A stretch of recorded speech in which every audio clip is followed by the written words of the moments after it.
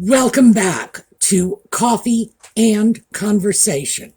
Now, Audie is about 4 feet from me. He is still on the ironing board. Yeah, like any of you really expected that would change.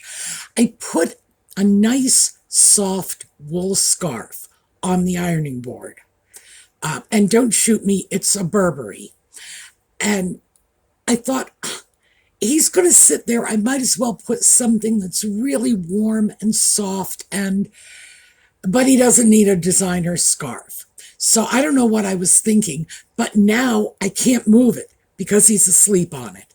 So yeah, cat slave here. I am hopeless, I admit it. But because he's so close by, and he does know I'm filming, when I started talking to the camera, I watched his little ears start to twitch. And I think he takes that to be my company voice. You know, this is the voice I use when I talk to other humans. When I talk to the cat, it's more along the lines of, oh, yeah. So this is the one he responds to. It usually means I am on camera or somebody is coming to my door. And he loves that whole somebody coming to the door part. So he may show up. All right, yellow. Yellow in the scarf. It's a very small amount of yellow, but it's very conspicuous. And here, let me take this off. I'll show you this while we talk about it. So the yellow is for Catherine. It's for Lex's mom, for everybody who is facing cancer, and we are sending you all our best wishes. This is the scarf. It sort of has a samurai armor print. Let me see if I can get this right side up so you can see it. But it's very small. It's just a little twilly.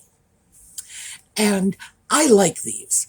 I am not one of those people who will wrap a twilly around the strap of a handbag or something like that. If I have a twilly, I'm wearing it. Mostly because they are remarkably versatile. It doesn't take anything at all to just, tie them up. Get that out a little more. There. And you tie them very much the same way you would tie a man's bow tie. And quite frankly, in my generation, that is what women know how to do. We know how to tie men's ties, because most of the men from our generation knew how to tie a four-in-hand knot, and that was it. And if they needed anything fancier, they would go to the wife and say, you do it. Why? Because we knew how. So I like these. They're small, they take up no space, but I could easily throw in a little bit of extra color. I am wearing blue. This, I don't know if you can tell. I wonder about that. When you're looking at this, can you see this is not black, this is navy blue? I don't know. To be honest with you, even when I look at this in person, I have trouble differentiating those two colors. But blue, and this top here is off-white. Needs replacing, but we're wearing it anyway because I'm making a point. And I'm going to get into that when we get into the subject of the video, which will be in half a minute.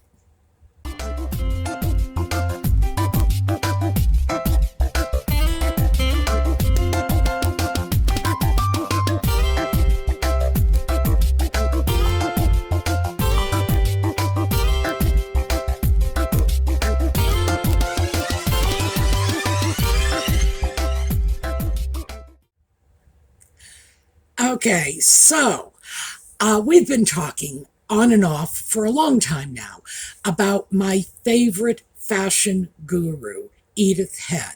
Now, Miss Head is long gone, but her legacy stays with us.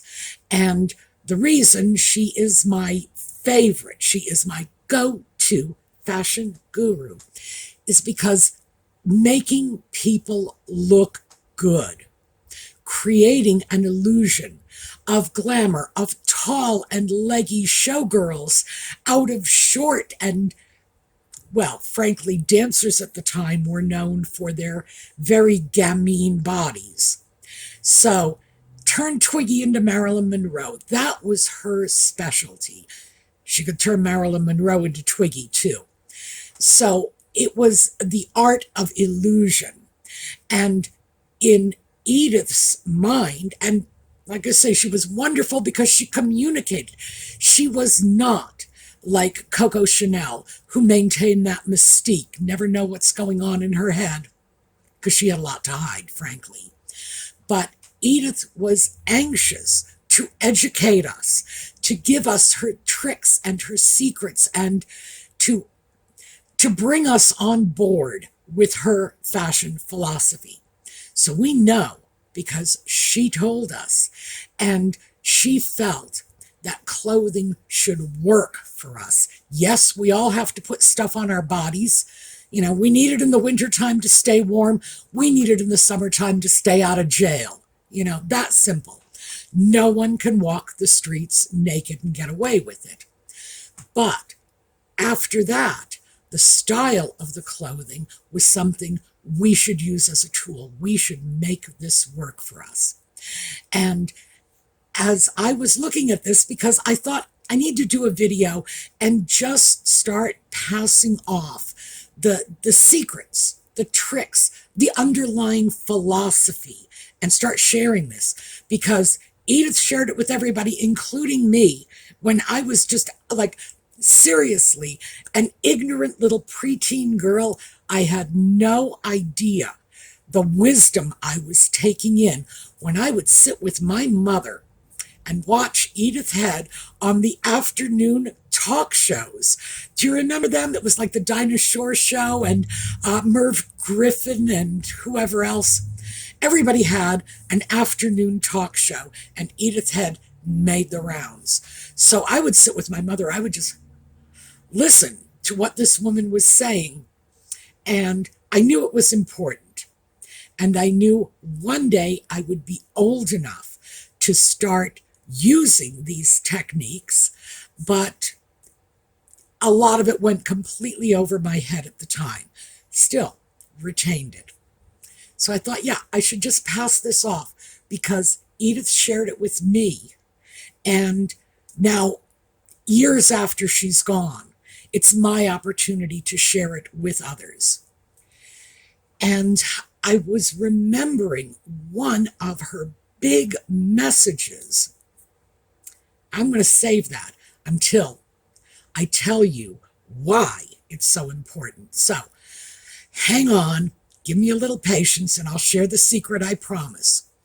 I start watching these young influencers and the young fashionistas, and you know, they're on YouTube and TikTok and Instagram and whatever, and I like watching them because I don't want to feel that, you know, at my advanced stage, I am completely out of touch with what's going on in the world around me. I like to stay abreast of the trends, even if it's only to laugh at them.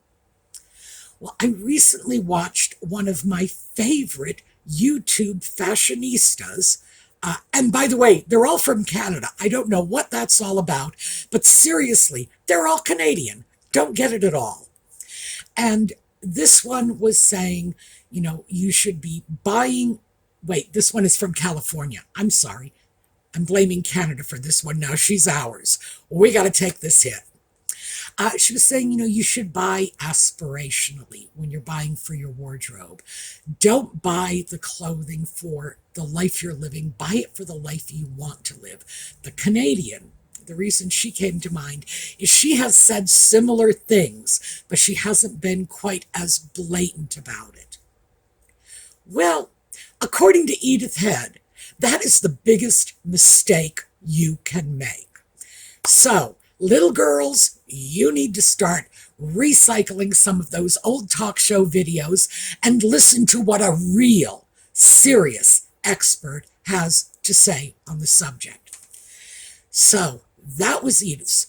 Do not buy for the life you want. Buy for the life you have. And she said this, and it's like absolutely correct. The reason your closet will be full of dresses that are 2 sizes too small, high heels that have never seen the light of day, sequin dresses that are 10, 15 years old, never worn, and totally out of style, is because you are not buying for the life you have. Absolutely. And she was, well, she's my bodhisattva. Edith Head is the woman who is going to get me through every stage of my life, simply because she grounded me in ways I don't even think she understood. Oh, I should tell you this. The most impressive thing to me about watching Edith Head on those talk shows is her look. And her look in the 1960s was practically Martian, with those short bangs and that jet black hair and those big glasses. And that was not a fashionable look, not even close. And I got that when I was sitting there watching these shows on television and looking at her. But it wasn't until much later that I realized the most important lesson I learned from her is to be yourself. And that's what she was doing. She was being Edith freaking Head. And is that not enough, right? So the lesson that I took, and unfortunately it took me years to figure that one out, is I'm not supposed to be modeling myself after Marilyn Monroe or Twiggy or whoever the fashion icons were of my era. And they were many and diverse, trust me. I needed to be me. And that's one of the reasons that I was able to essentially stabilize my style many, many, many years ago, decades at this point. What are we, like 40 years ago? Yeah.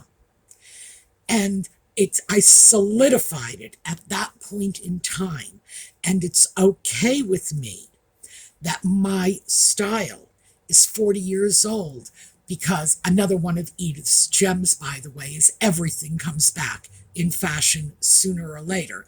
So the look I adopted back in the 80s, which was sort of frowsy, non-threatening academic, eventually came back as dark academia. So I fit right in, fine. But she's right, it always comes back.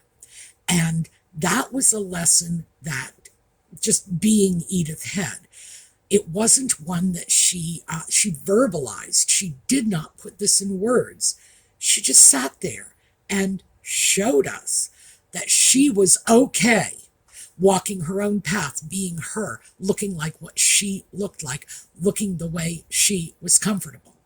Now, frankly, it was an eye-catching look. It became her brand.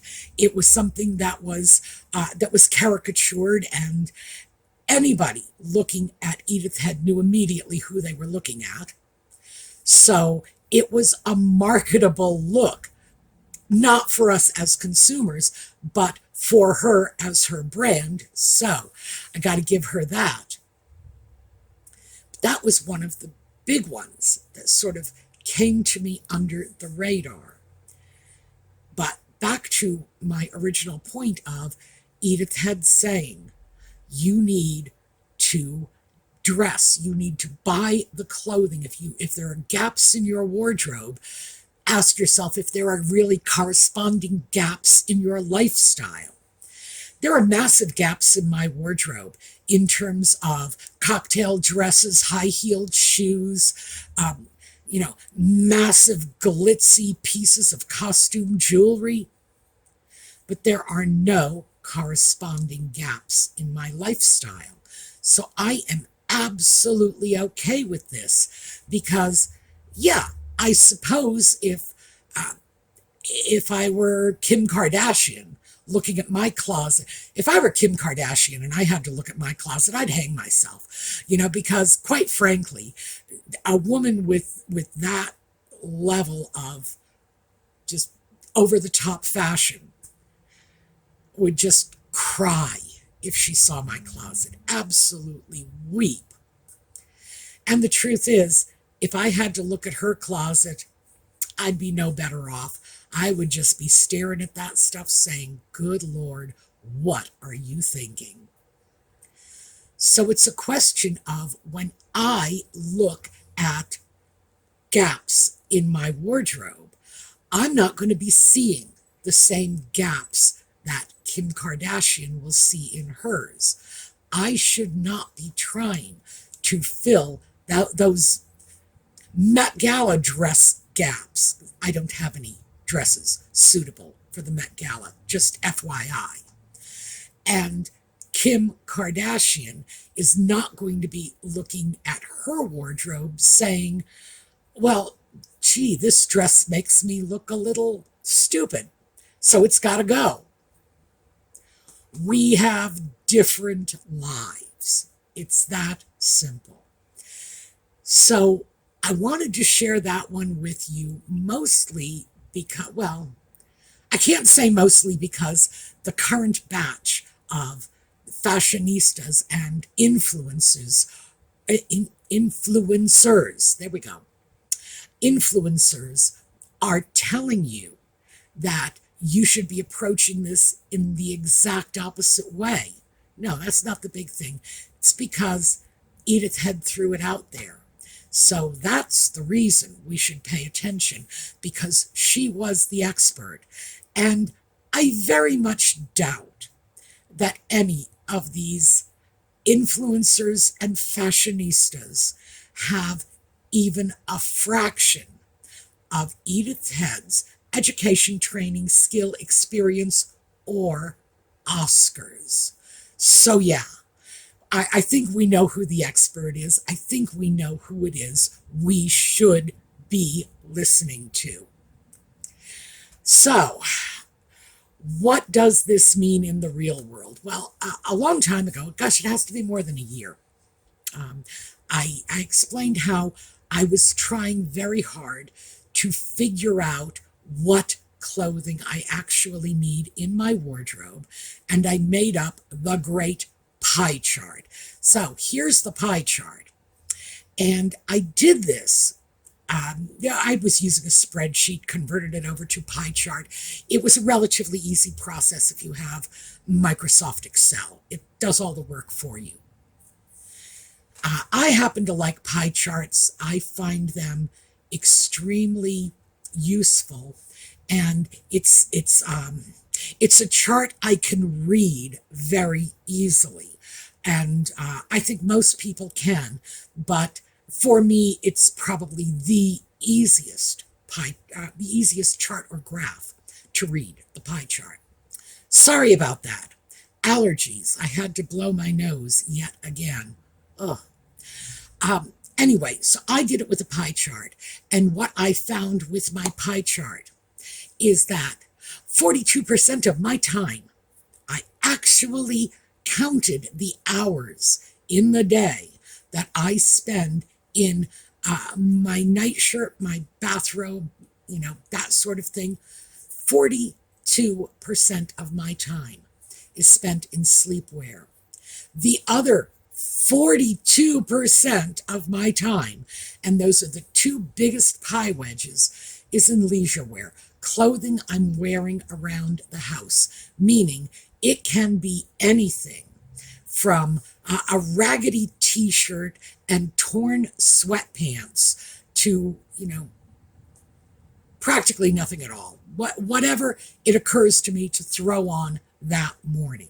Now, to be fair, that's not how I sit around the house, but it could be, theoretically, all of my old, worn-out clothes could easily fall into that leisure wear category, because it's time that I'm spending just with Audie, who is not very judgmental, thank goodness. But it's very, very casual clothing. Collectively, we're talking about 84% of my life.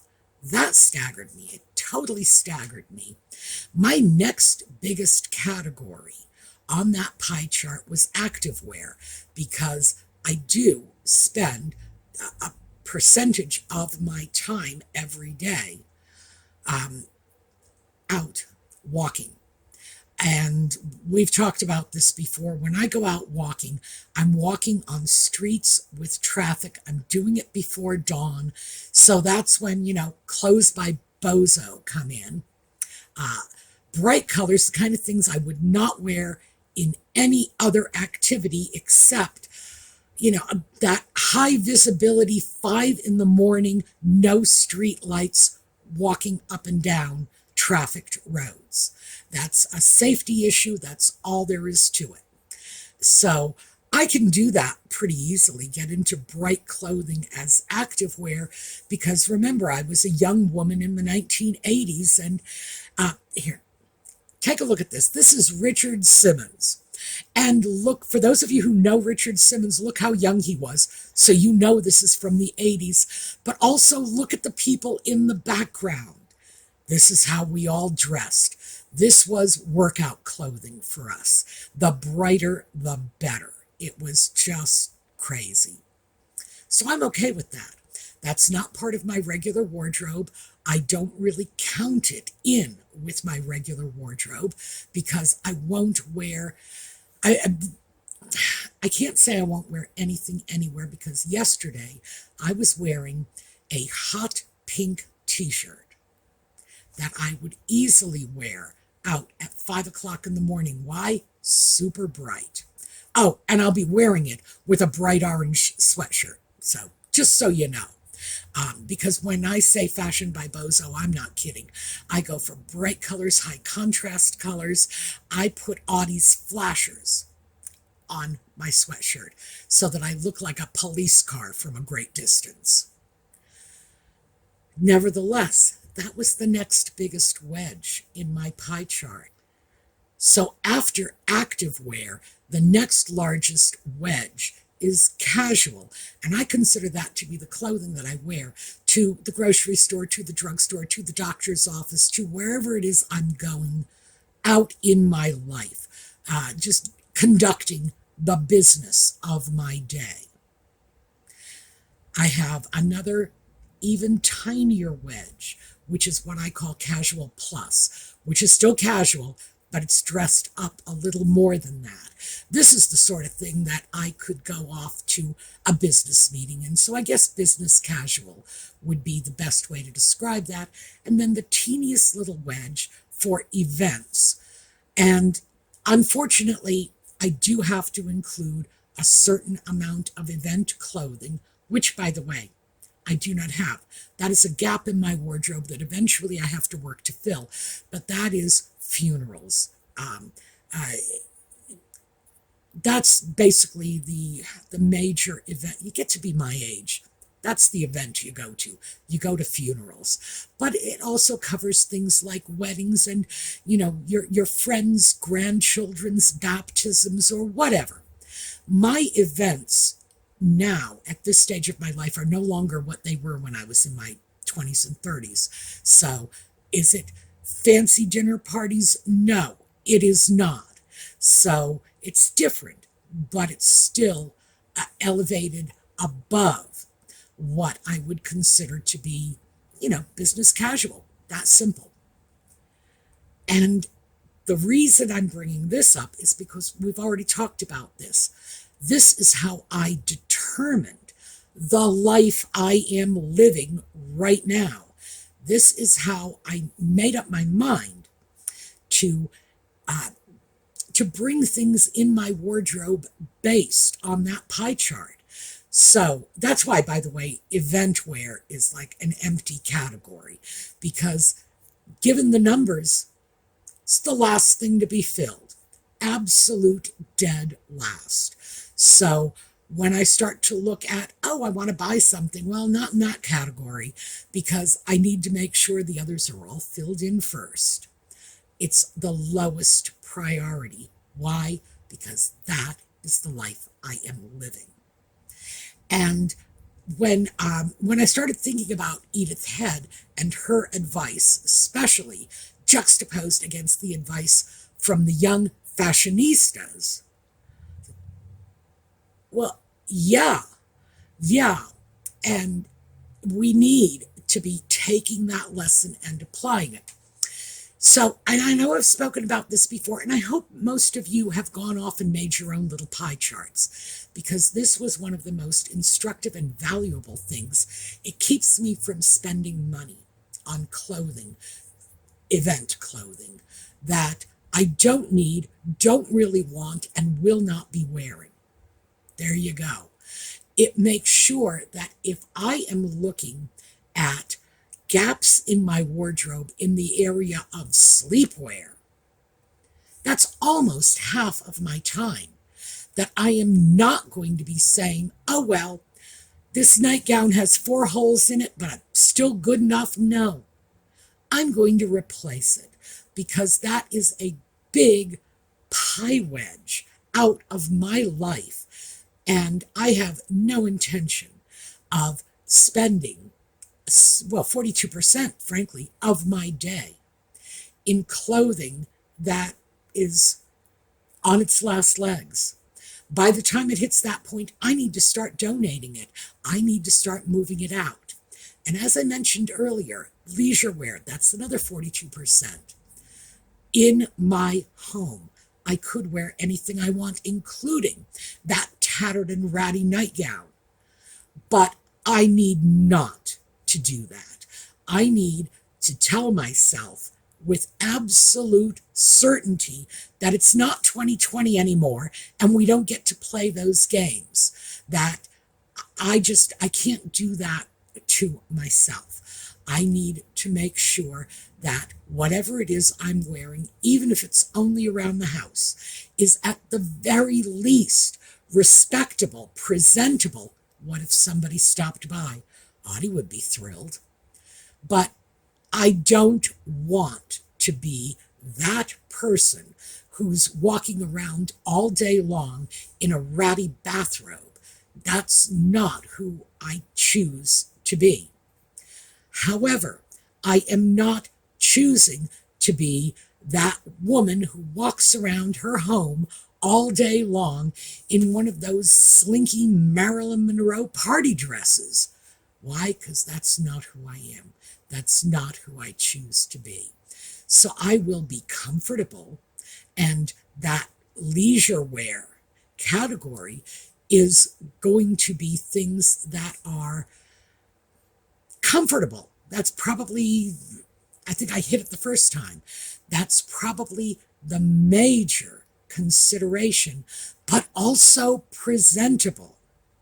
And see, for me, coming out of that very discouraged, because I don't want to say depressed. That's not fair to people who had genuine depression in 2020. I did not. I had a discouraged and fatalistic mindset. But when you see someone with legitimate depression, this is someone who is in trouble. I was not in trouble. I was the victim of my own lazy thinking, and I wouldn't insult someone with legitimate issues by comparing my foolishness to what they're going through, because it's apples and oranges. That defeatist, discouraged, fatalistic attitude, I did that to me. Nobody did that to me. I was not in any way a victim of hormones or none of it was out of my control. I allowed myself to go there, and I have to keep telling myself that I can't do that, that it's not okay to allow yourself to fall into that level of lazy thinking. And I know that. So that includes not sitting around the house all day in tattered clothing. And I think that was one of the takeaways for me when I started looking at what my life looked like in terms of my wardrobe needs, that I had created my own box of discouragement. And as I say, there are people who were in a similar mindset, not identical. There were people who were there simply because they had other issues that I did not have. And again, not trying to compare this to legitimate mental health issues, to totally separate things. I was freaking wallowing. That's what I like that. That's what I was doing. I was wallowing. I wasn't getting company. I couldn't go anywhere. I was feeling sorry for myself. So I was wallowing in this pool of dark and gloomy self-pity. And I needed to cycle out of that, but I needed to make sure that I wasn't carrying vestiges of it. So that's kind of a digression from where we were originally going with this, which is we need to start following Edith Head's advice and dress for the lives we are living, buy for the lives we are living, and stop giving in to that desire to just buy pretty glitzy things that don't fit in to our lifestyle, because that's why we got stuff in our closet that has not seen the light of day since it came home from the store. And when I say we, I do mean we. I'm just as guilty as anyone. I have things in my closet that probably shouldn't be there.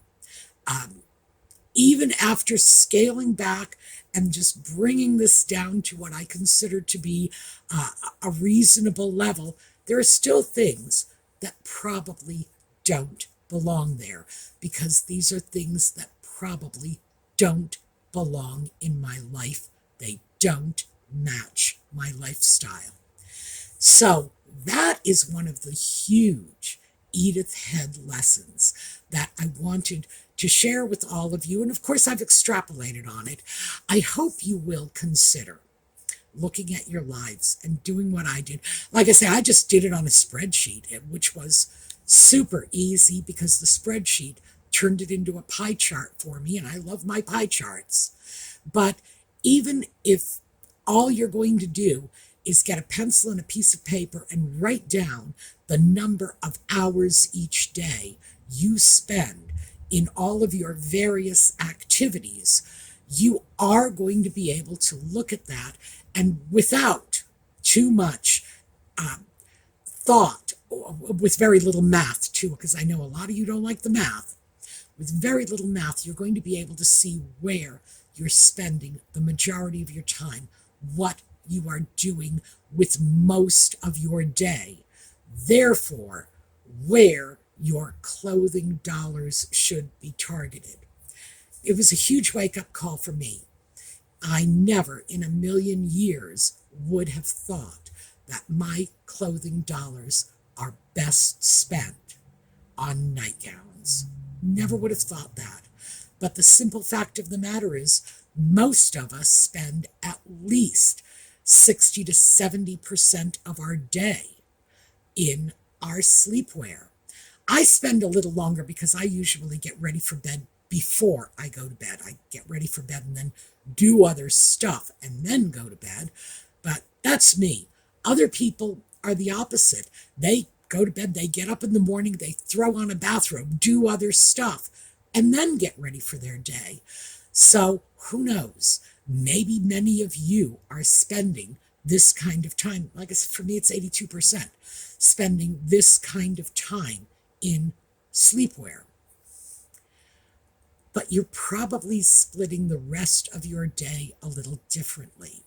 And if, for example, you are out in the world with a job in the workforce, then work clothes could suddenly take on a whole new level of priority for you that they do not, for me. Well, I have a job, YouTube videos, but I'm not back out in that workforce. I'm not going to an office every morning. So that's something that would be very, very low on my list. I would have to call that my business casual, or maybe even my casual plus. That's where those clothes would fit in my lifestyle. So my current goal is to make sure that my leisure clothing, the clothes I wear in the house every day, that there's not too much of a disconnect between that wardrobe and my casual wardrobe. My ultimate goal is to combine the two so that the clothing I'm wearing around the house as I live my life, do my thing, talk to my cat, that is identical to the clothing that I am wearing out to the grocery store or to the doctor's office or wherever it is I'm going in my day. That's my goal, to combine those two so that I have just one cohesive category. The way I envision myself doing this is, quite frankly, I expect I will be eliminating that whole category of leisure wear, and that category is going to be absorbed into casual. And it means upgrading the clothing I'm wearing around the house. In some ways, in some ways, I'm going to have to do that. Some things stand out to me almost immediately, and that is I am going to have to give up this notion I have about my house shoes. My scruffy kicking around the house shoes. Got to give that up. I have plenty of shoes. I need to start bringing my casual shoes into that leisure wear category. Up it a little. That's number one. This, and I mentioned this before, this really needs to go. This is a Henley I got that is just not holding up well, and I keep thinking I really want to replace it. Haven't gotten around to it yet. I need to, because right now this is a sort of lounging around the house scruffy piece. Not something I would wear out. I know, and you're thinking, but I wore it for you. Well, I wore it for you because for purposes of illustration, I wanted you to see what I was talking about. It is just a little too worn. It is a little too dingy. It's a little too old. Why? Because this is a fast fashion piece. This is one of those items I picked up probably somewhere between a year and a half and 2 years ago. Picked this up, paid very little for it because I like these, get this out of my way. I like the Henley style. I like the 4 buttons up the front. I also like the waffle weave because it's sort of thermal. This is something that appeals to me, and these are kind of hard to find. Although, frankly, I haven't looked in menswear, and I should, because I bet they're easier to find in menswear. Regardless, this is typical of the kind of piece I need to dump out of that leisure wear wardrobe, say goodbye to it, and move up to something a little better, something that I could and would wear off to the drugstore or the doctor's office or to see a friend for lunch. I would not wear this off to lunch with a friend. Truly, I wouldn't. And that's where I need to start making my changes. And again, it was that pie chart that came from the spreadsheet that enabled me to do it. So let's follow Edith Head's advice. Let's look at our clothing in terms of our lifestyle rather than our aspirations. It'll save you a lot of money and a lot of heartache. And I know there have to be some of you out there who, like me, have at least one dress in the closet that is 2 sizes too small. That does nothing but depress me. I'm sure it does nothing but depress you. So let's move to a happier place and embrace what we've got going for us now. All right, that is what I have for you today. We are going to take a look at a slideshow on the way out. I hope to see some of you this evening for Just Chatting. And as I've told the Just Chatting audience, I'm going to tell you, I've decided to take a break from Harry and Meghan. I need one. And now I am dedicating the Sunday night videos to happier topics. So the Sunday evening video, which will be 8 o'clock New York City time, is going to be about Sophie, the Duchess of Edinburgh. I would really like to look at her life because she is a positive example.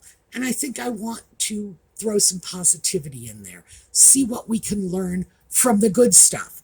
We don't always need to be learning from other people's mistakes. We can learn from their successes too. All right, slideshow on the way out. I'm sorry Audie didn't join us, but I'm sure he will next time.